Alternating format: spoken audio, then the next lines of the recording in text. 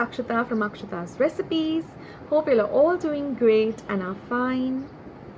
Well, today's recipe is a very healthy recipe. It's a great breakfast idea. It's baked beans on toast, but we're going to be using soya beans as our beans for the recipe. So it's packed with proteins and really good for our health. You can have this for breakfast or just a light snack whenever you're hungry. So friends, let's just jump straight ahead into the recipe. Now we're going to heat a pan and pour about 1 tablespoon of olive oil. We don't need to heat the olive oil a lot. We're going to add about 2 to 3 cloves of garlic, very finely chopped.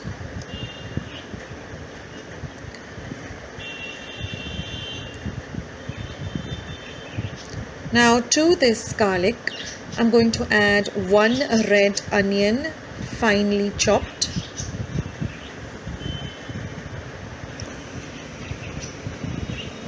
Give this a good mix. This has to be done on a low to medium flame.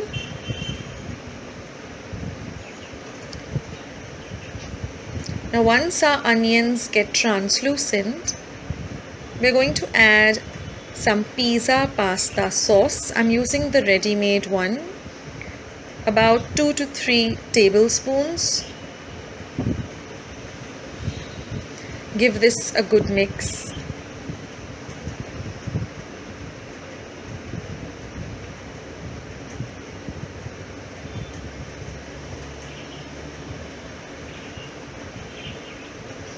Now we are going to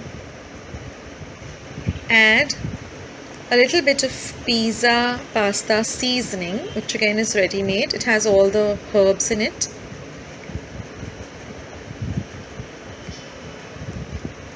To this we are going to add a little bit of pepper powder, finely ground pepper powder. I have added about half a teaspoon. Some salt to taste. I've added again about 3/4 of a teaspoon because the pizza pasta sauce also has some salt content. And now we're going to add the cooked soya beans. In my description box below, I will let you know as to how I prepared the soya beans for this baked beans recipe. It's very simple and very easy. Give all of this a good mix.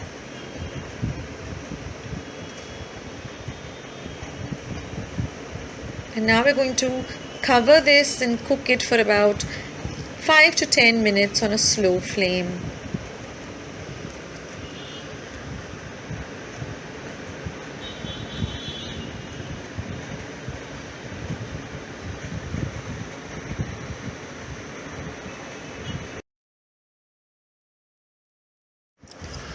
And here is our baked beans all ready. You can have it with some lovely toast. It makes an awesome breakfast idea.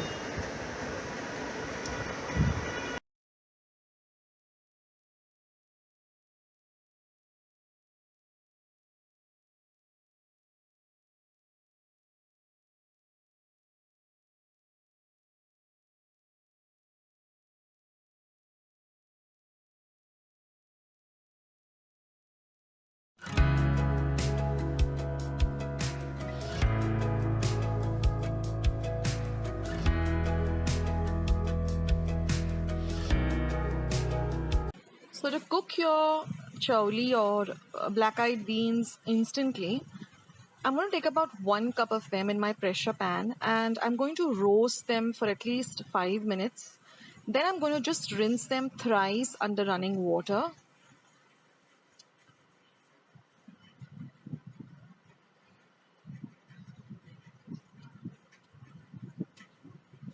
And then I'm just going to add about 1.5 cups of water to the pressure pan and I'm going to cook it on 1 whistle on high and simmer for 15 minutes.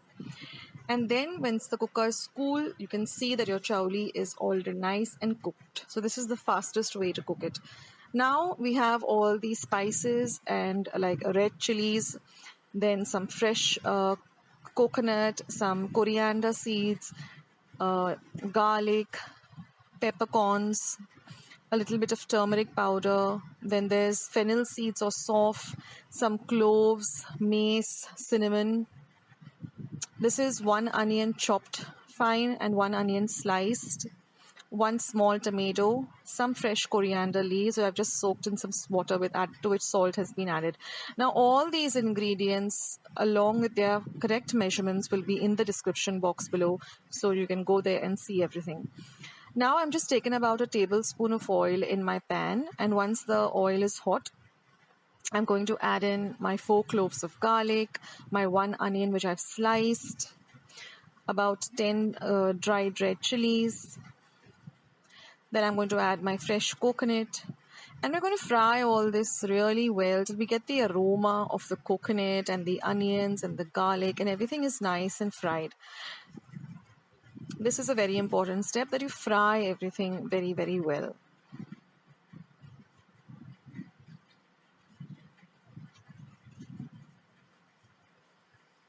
Now you can also make this masala paste and store it in your refrigerator, and in a little larger quantity, and whenever you feel like making this tonak, you can make it.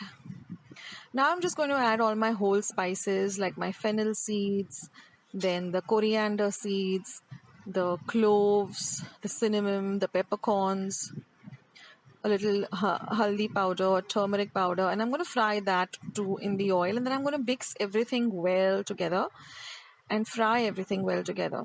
And then we're just going to let this cool to room temperature, and then we're going to grind this to a very, very fine paste.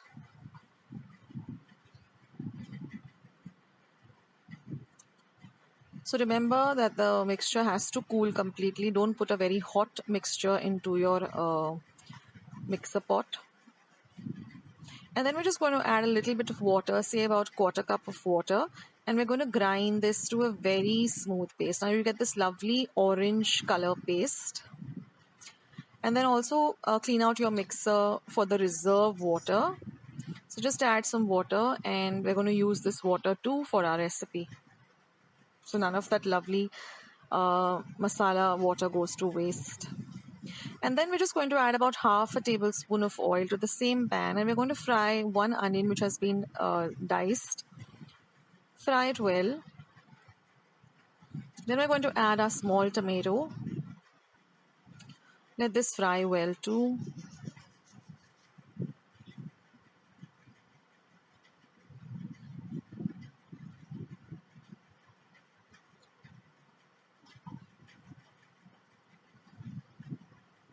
Then we're going to add our masala paste. And we're going to mix everything well together. Let this fry again well till you have some of the masala oil coming to the surface. So this should take you about 3 to 4 minutes to fry the masala well. This is also very important. And now we're going to add some salt to taste. Now I have another Chawli recipe also, which is pretty simple. I'll leave a link below so you can see that recipe too if you want to make that recipe. And now we're just going to add the masala water and add a little more water because we want a little thinner gravy, not a very thick gravy. Or you can add as much as you want. If you like it on the thicker side, then add just little water.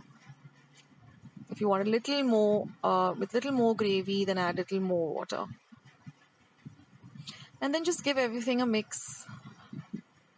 And then just add a little bit of chopped coriander leaves.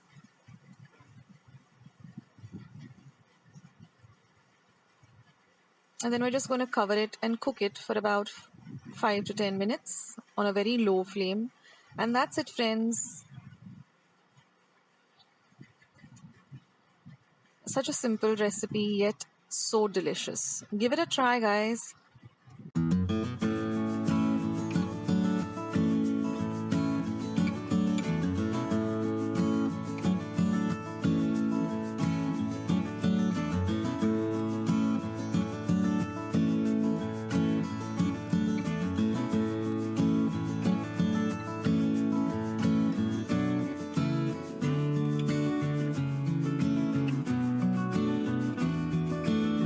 start with today's recipe. Now, all the ingredients with their measurements have been listed in my description box below, so you can go and check them out. So this is some yeast, this is some sugar to activate the yeast, and this is some lukewarm milk. You don't want your milk to be very cold, or you don't want your milk to be very hot. Then there is some butter.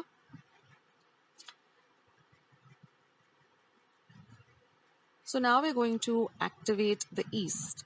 So for that, to my lukewarm milk, I'm going to be adding in the sugar, and I'm going to stir the sugar very, very well.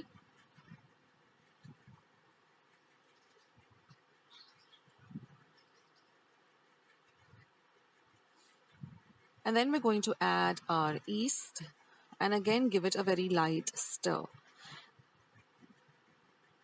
If your milk is very hot, then the yeast will not get activated at all. So after some time, you will see that your yeast has doubled up in size. Now in a large bowl, I'm going to take my all-purpose flour or maida. To that, I'm going to add some salt to taste. Give the salt and the maida a good mix.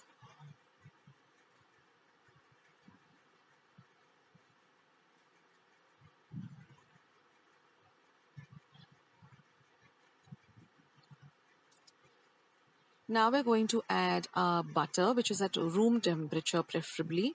And we're going to mix the butter and the flour very, very well together. Now, once the flour and the butter are very well mixed together, we are also going to add our yeast mixture. And after adding the yeast mixture, we're going to get a soft dough like this.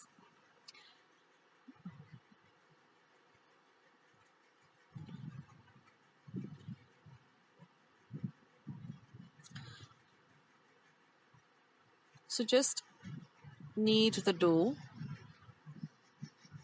You might get a very sticky dough. It's very normal, but just keep kneading the dough. Then just on a very clean surface, after you applied a little, just dusted a little bit of dry flour, just knead it very, very well. It should become very, very soft. So knead it for about half a minute, and then just apply some oil to your bowl and again keep the dough into it. You can see that the dough is nice and soft. And then we're just going to put a dry kitchen napkin on top of it and leave it for at least an hour. Now after an hour, you will see that it has doubled in size. So just punch it down with your hands.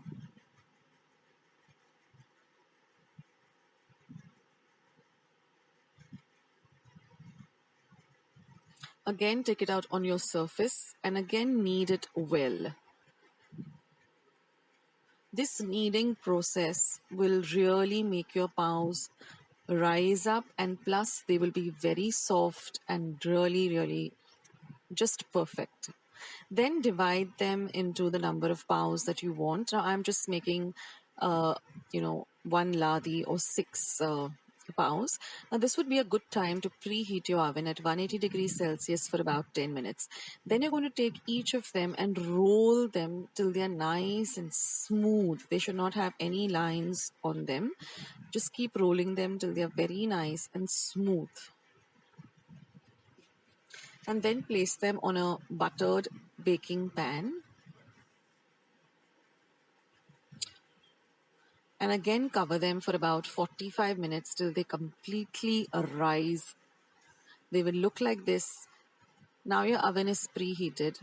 So now you can just brush them lightly with some egg. You can use a whole egg, or you can even use milk if you want to keep this recipe completely veg. And then just brush them nicely. That will give it its lovely golden color.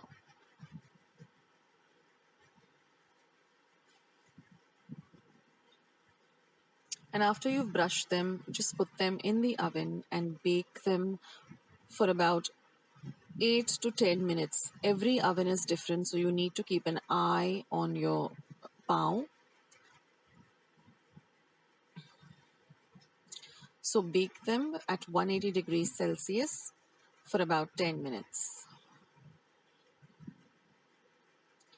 And once your paos are ready, just brush them with some butter and put them in a dry kitchen napkin or kitchen cloth for about 10 to 15 minutes. That will make them nice and soft. And after 10 to 15 minutes, your paos are all ready to enjoy.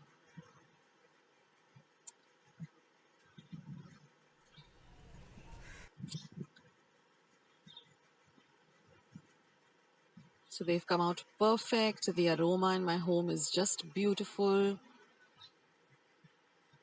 I started with just making one ladhi or 6 paos, and then my family liked it so much that I went ahead and made another ladhi. If you're just starting off, then it's better to make just one ladhi or 6 paos. And the paos were just amazing, really soft and lovely and spongy. And just apply a little bit of butter and have it with a nice hot cup of tea. I have many other baking recipes. I also have a recipe for focaccia bread. I'll leave all of that in the description box below. You can go and check them out. So to all of you who requested for this recipe, I hope you all will try out this recipe and let me know in the comment section below how your paos turned out. Thank you so much for watching.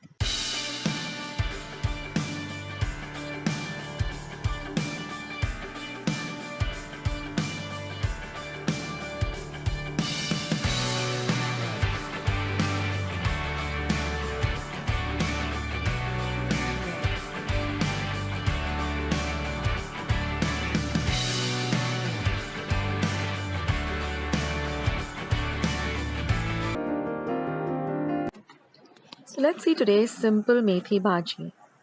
Now here I have just soaked the methi leaves in water with some salt added to it for about 15 to 20 minutes, then drained it out, rinsed it well, and then put it into a colander and let all the water seep out.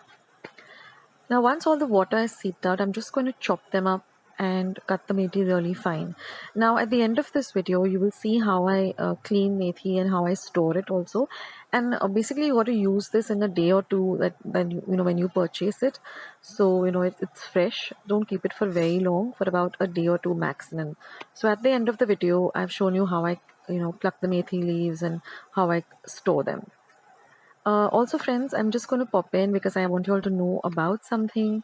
So it'll just take half a minute, but there's something I'd like all of you guys to know about. So keep watching. It's Akshata here. I just wanted to pop in and let you know about my Amazon storefront. I get loads and loads of questions as to Akshata, what is this gas stove that you're using? What is your oven, the brand of your oven? What is the capacity of the oven? What is the make?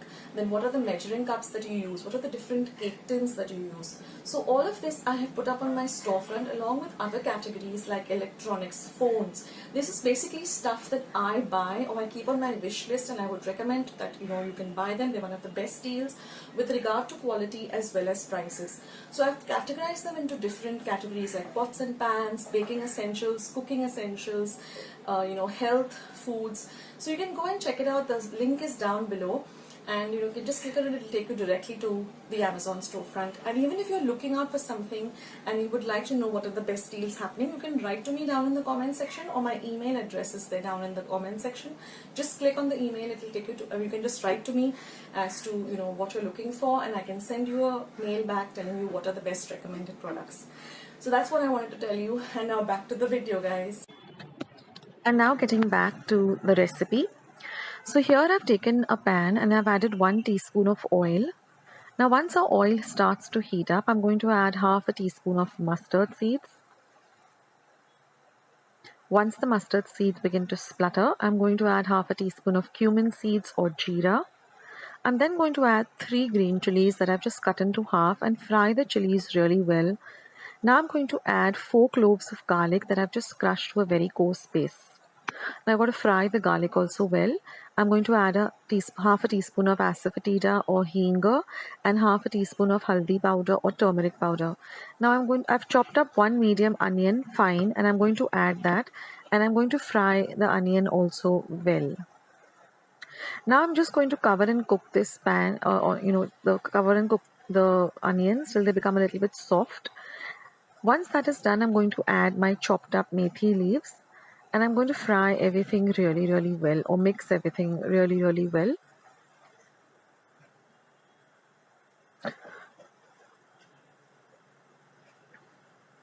So see that the onions and the methi and the bagar, is really mixed nicely. Now this methi doesn't take a long time to cook. So now I'm just going to cover and cook it for about 2 minutes, stirring in between. Now after 2 minutes, just give it a gentle stir. And now we're just going to flavor it with a little bit of salt and a little bit of sugar because methi has a little bit of bitterness in it. So I'm going to add some salt to taste.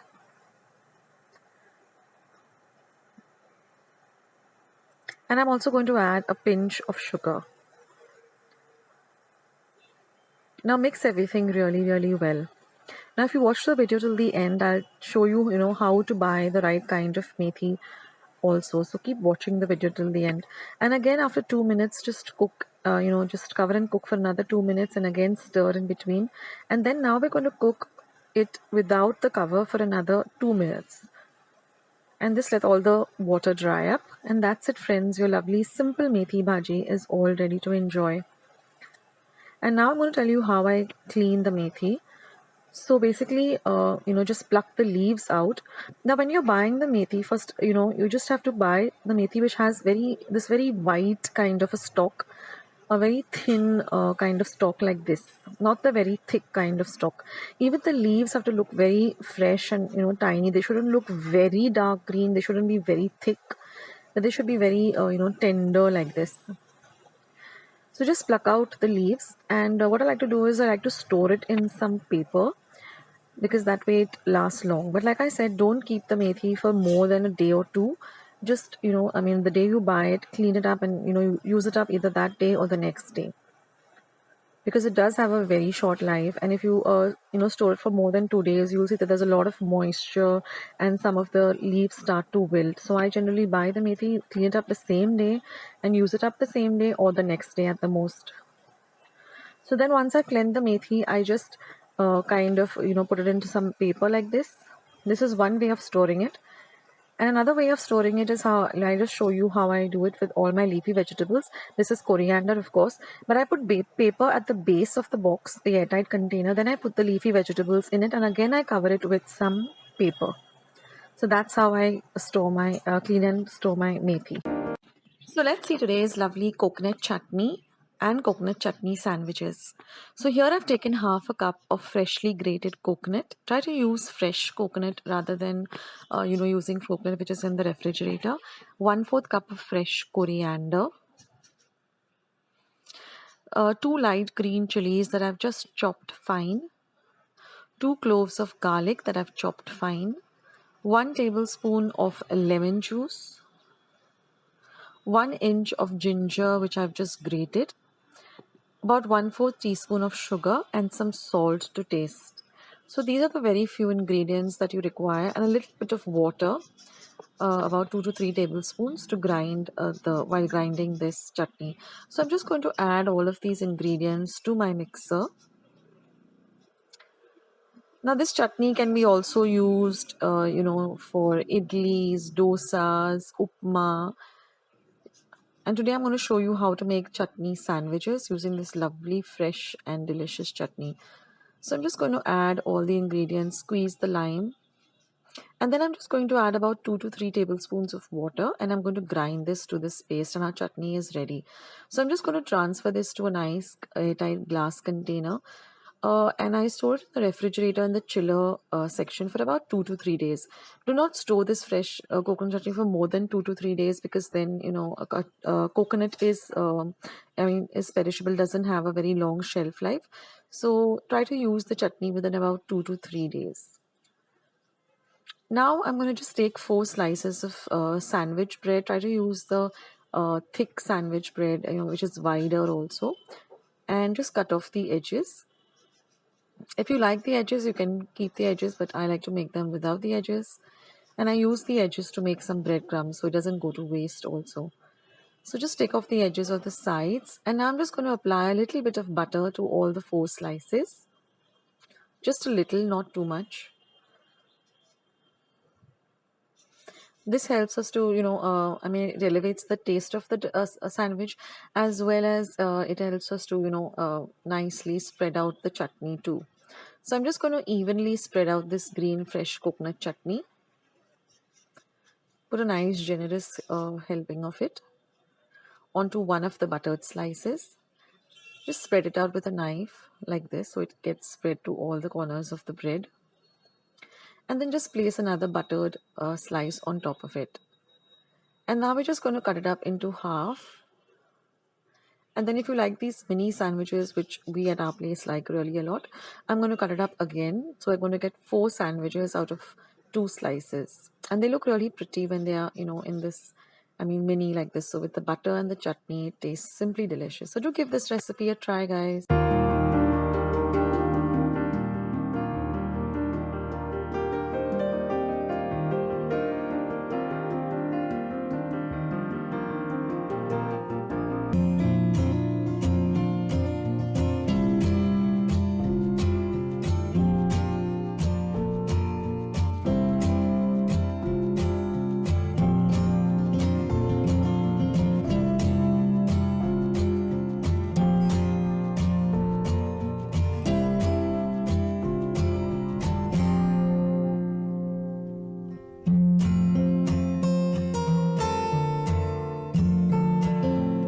Third cup of all-purpose flour.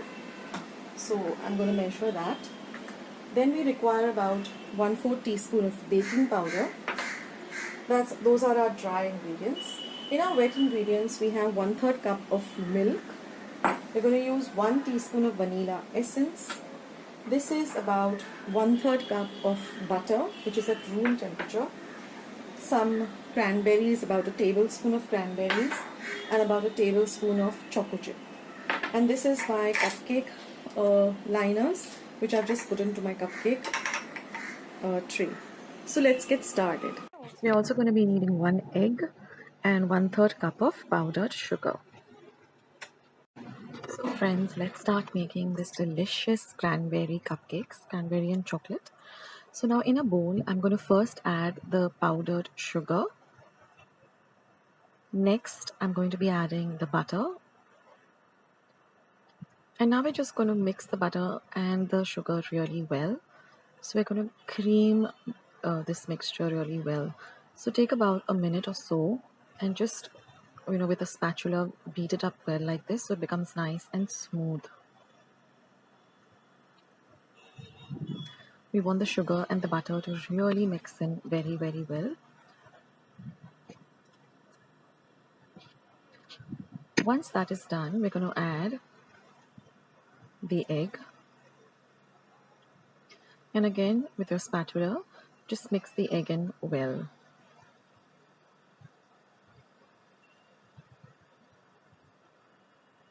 And now I'm going to move on using an electric whisk. If you don't have an electric whisk, you can also use a hand whisk. Just whisk everything together till it becomes nice and creamy. This is very important because we want that lovely light texture. Now I'm going to add the vanilla essence. You can also add vanilla extract. Again, mix the mixture together really nicely. For about 2 minutes, whisk everything really well. We want this lovely, light, creamy kind of a consistency. Now we're going to add the milk. And again, whisk everything well.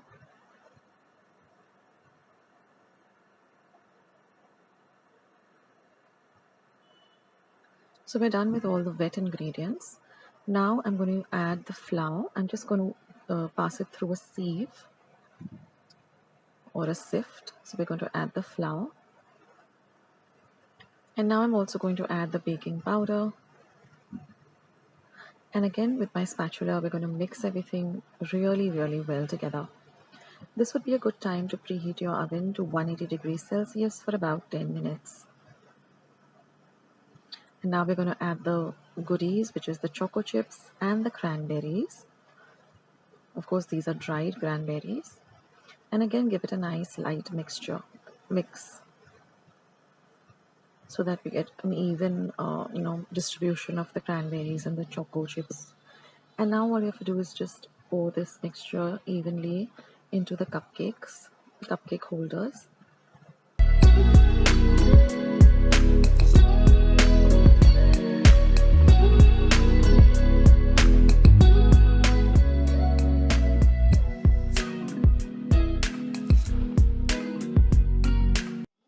As you can see, now our cupcake mixture has been put into the cupcakes. I've preheated my oven to 180 degrees Celsius for about 10 minutes, and now I'm going to pop these lovely the batter of the cupcake into my oven, and we're going to let them bake at 180 degrees Celsius for at least 20 minutes.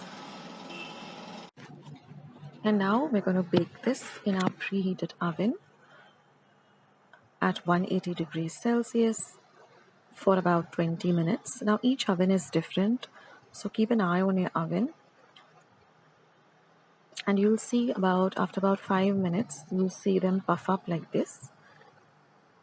And here, friends, are our beautifully baked cupcakes all ready. Let them cool completely before we take them out of the mold and out of the cupcake holder. They're so evenly baked, and the aroma in my kitchen is also so amazing. I'm so tempted to just dig into them and have them. And you'll see once once they're cool enough to remove the paper, you'll see how nice and soft and delicious they are.